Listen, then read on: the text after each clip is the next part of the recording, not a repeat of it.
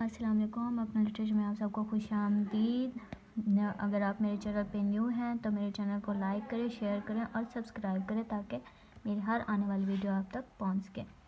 आज का हमारा अपना लिटरेचर का टॉपिक है दी एंग्लो सैक्सन और ओल्ड इंग्लिश पीरियड। इनके एंग्लो सैक्सन को ओल्ड इंग्लिश पीरियड भी कहा जाता है, जो कि 670 से स्टार्ट हुआ था और 1100 तक गया था।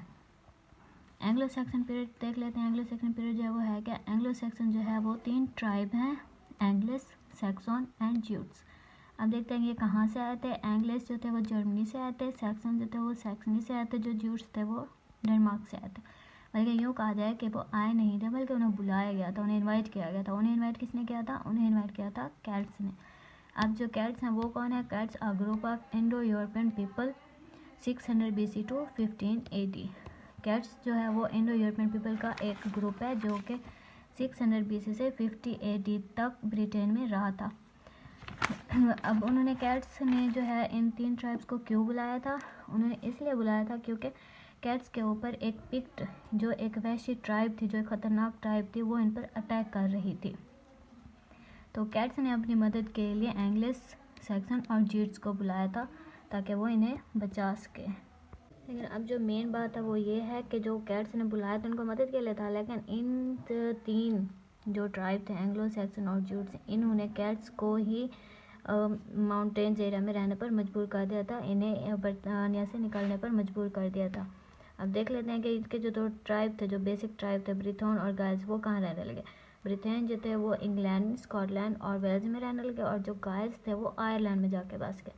Cats are also called Briton and Britain. अब जो कि हम लोग ब्रिटेन बोलते हैं वो वर्ड कहाँ से निकला है? वो पहले ब्रिटोन से निकला, और ब्रिटोन जो है वो कैट से निकला है। अब देखते हैं कि जो 3 कबाइल थे, एंग्लिश, सैक्सन और ज्यूट्स, वो कौन थे। ज्यूट्स जो थे, Jutes settle mainly in Kent, they refer to themselves the Kentings. Jutes जो थे वो कैंट में जाके रहने लगे और वो खुद को कैंटिंग बुलाते थे। एंग्लिश कौन थे? एंग्लिश जो थे वो सेटल इन ईस्ट एंग्लिया, जो एंग्लिश थे वो ईस्ट एंग्लिया में सेटल हो गए। दी सैक्सन, सैक्सन कौन थे? Saxon settle is area of Essex, Sussex, Middlesex and Wessex. ये इन एरियाज में जाके सेटल हो गए थे।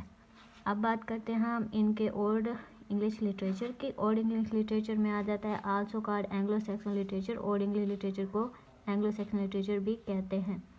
और उनका जो लिटरेचर होता था वो ओरल होता था, यानी कि वो लोग स्टोरी टेलर होते थे, यानी कि वो अपनी जो लिटरेचर होती थी या स्टोरीज़ होती थी वो बोल कर बताते थे। और तीसरा जो है वो इसका एलिटरेटिव वर्ड्स में होता था इनका जो लिटरेचर था, और दूसरा एपिक, पोएट्री और Bible translation, chronicles and riddles. About 400 manuscript survived, 189 of them considered.